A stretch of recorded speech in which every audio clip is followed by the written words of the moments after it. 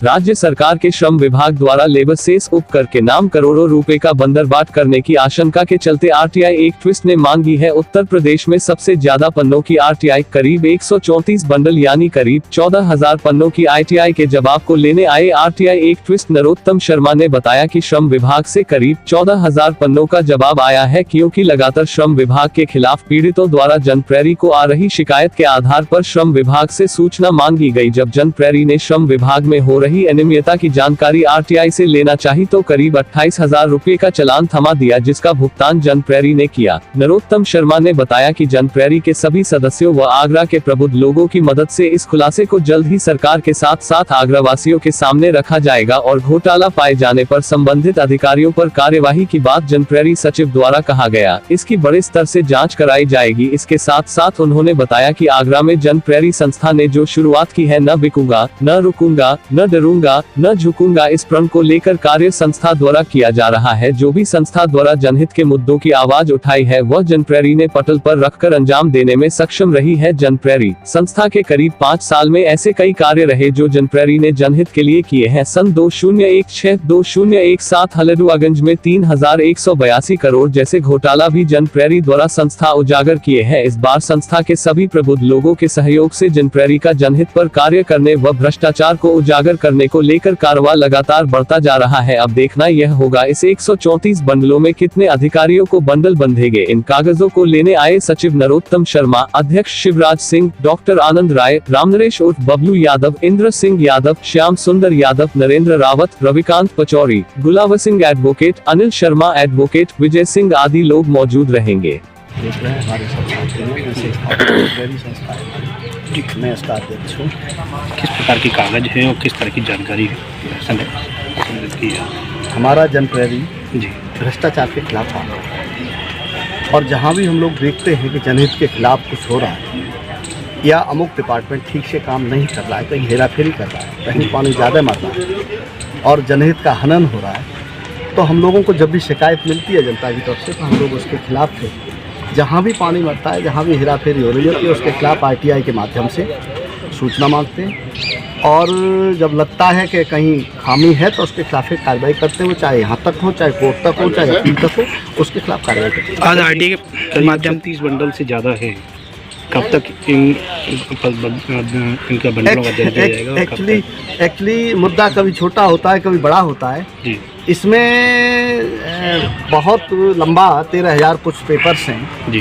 तो मैं ये नहीं कह रहा हूँ कि सीधे सीधे सभी में कहीं खामी है, लेकिन होता क्या है कि सरकारी डिपार्टमेंट जब ये देखता है कि कहीं पानी मर रहा है और 4 पेज में है, अगर 4,000 पेज तक समेटेंगे तो आरटीआई वर्कर्स को दिक्कत आएगी, नंबर 1। नंबर 2 ये होता है कि उसमें पैसे का प्रावधान है, पैसा जमा करना है, तो ये भी देखते हैं, उसको बढ़ाने की कोशिश करते हैं कि कहीं आरटीआई वर्कर, क्योंकि आरटीआई वर्कर कहीं से पेड तो होता नहीं है, वो स्वयं के साधनों से, अपने घर से, अपने साथियों के, आप लोगों के सबके माध्यम से और सभी के सहयोग से इस भ्रष्टाचार के खिलाफ लड़ते हैं। खामियां पाए जाने पर क्या कार्रवाई, किस तरह की कार्रवाई करेंगे?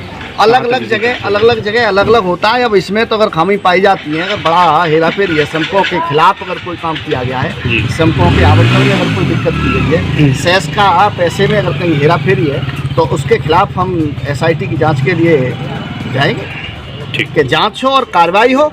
और जो आम आदमी, जो गरीब आदमी, जो श्रमिक है, जो हैंड टू माउथ है, कम से कम वहाँ कोई हेराफेरी ना हो। और लेबर कोर्ट में श्रमिकों से रिलेटेड वो होते हैं, तो जो पानी मरते हैं, हेराफेरी होती है, हम चाहते हैं कि वो सब बंद हो और अकेले इस डिपार्टमेंट में बंद हो, सारे हिंदुस्तान में स्वच्छता और स्पष्टता का वातावरण हो और ट्रांसपेरेंसी आए, लोग ठीक से काम करें। मुख्य मांग क्या रहेगी आपकी? जी, मुख्य मांगे क्या रहेंगी? किस उसमें? आरटीआई के माध्यम से आपने जो डाला है। आरटीआई के माध्यम से, आरटीआई पहला हमारी आरटीआई नहीं है, अब तक तमाम जगह आरटीआई डाली गई है और जहाँ भी पानी मरा, जहाँ खामी रही, उनके खिलाफ कार्रवाई कराने की कोशिश की गई है। हालांकि हम मानते हैं कि जो एक्ट आया था वो एक्ट नहीं बचा है, एक्ट में कहीं न कहीं, क्योंकि होता क्या है कि जब भी कोई एक्ट आ जाता है और उसमें लोगों की गर्दनें फंसने लगती हैं तो उसे न्यूट्रलाइज करने की कोशिश की जाती है और आरटीआई एक्ट को भी न्यूट्रलाइज करने की कोशिश की गई है। जिस तरह से गर्दन फंसाई जा सकती थी सरकारी विभाग के भ्रष्ट अधिकारियों की, कर्मचारियों की, वो गर्दनें हम लोग इतनी आसानी से नहीं फंसा पा रहे हैं। इसके लिए हम कोई छोटी सी इकाई है, हम यहाँ पर काम करता है जनप्रहरी। हम कोई ऐसा तो नहीं कि भारत सरकार पर दबाव डाल पाएंगे।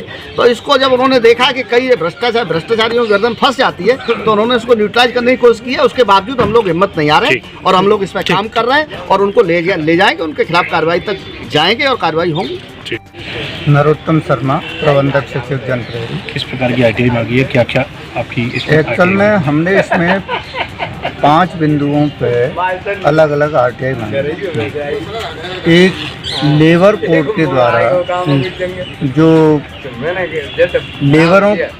आवास हैं, श्रम आवास हैं, उनमें अनियमितता बताई गई और उसे हम जब कह सकते हैं जब उसकी जांच हुई तो वो गलत आवंटित हुए हैं या उनमें कॉमर्शियल कॉम्प्लेक्स बना दिए हैं या उनमें बड़े बड़े मॉल बना दिए गए हैं। दूसरा, हमारा सेस में कुछ हमें मालूम पड़ा था कि सेस में बड़ी अनियमितता है, तो सेस की हम जांच कराएंगे। तीसरा, हमारा जो आपदा के समय श्रमिकों को धन आवंटित हुआ है कार्ड धारकों को, तो कुछ कार्ड धारकों की द्वारा हमें लिखित शिकायत दी गई थी कि इसका आवंटन जो आपदा समय में उनको पैसे का आवंटन होना चाहिए वो आवंटन प्रॉपर और सही नहीं हुआ है। तो हमने एक वो लिस्ट मांगी है। एक लिस्ट ये मांगी है कि जो कार्ड धारकों को उनकी बच्चियों की शादी के लिए या मृत्यु पर मिलने वाले लाभ या स्वास्थ्य लाभ, यानी इस प्रकार के 10-12 लाभ हैं जो श्रमिक कार्ड धारक को श्रम विभाग के द्वारा प्रदत्त कराए जाते हैं। अब इस वजह से हमने उन कार्ड धारकों की लिस्ट भी मांगी और लिस्ट के साथ साथ किन किन योजनाओं से उन्हें लाभान्वित किया गया है, उन योजनाओं में कितना कितना धन उन पर खर्च हुआ है किस किस वर्ष में, वो सारी प्रक्रिया हमने इसके द्वारा मांगी है। सर, आज आपको दस्तावेज प्राप्त हुए हैं तो आगे चल के क्या कार्रवाई करने का? देखिए, दस्तावेज प्राप्त होना एक फर्स्ट प्रोसेस है। सेकंड प्रोसेस, इसके द्वारा हम सरकार से मांग करेंगे कि वो जांच कराए।